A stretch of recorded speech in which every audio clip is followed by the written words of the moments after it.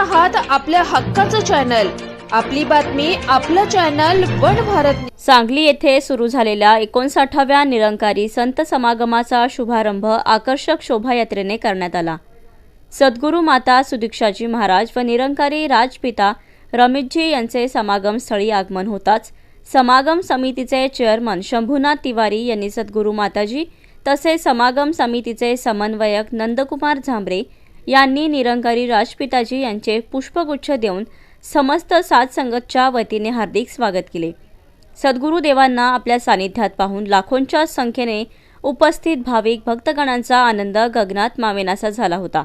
या भक्तगणांनी धननिरंकार नावाच्या जयघोषाने आपला आनंद व्यक्त केला, ज्याने संपूर्ण समागम परिसर दुमदुमून गेला। दिव्य युगुलाच्या पालखी समोरून पारंपरिक लोककला, लोकनृत्ये, सांस्कृतिक व सामाजिक संदेश देणाऱ्या प्रस्तुती दर्शवणारी भव्य शोभायात्रा दिव्य जोडीला अभिवादन करत पुढे सरकत होती। या रंगबेरंगी शोभायात्रेमध्ये महाराष्ट्रासह देशाच्या विविध भागातून आलेले कलाकार, भक्त तुकड्या तुकड्यांनी सहभागी झाले होते। कलात्मक रूपात श्रद्धाळू भक्तांकडून केल्या जाणाऱ्या अभिवादनाचा स्वीकार करत दिव्य युगुल आपल्या सुहास्य वदनाने सर्वांना आपले आशीर्वाद प्रदान करत होते।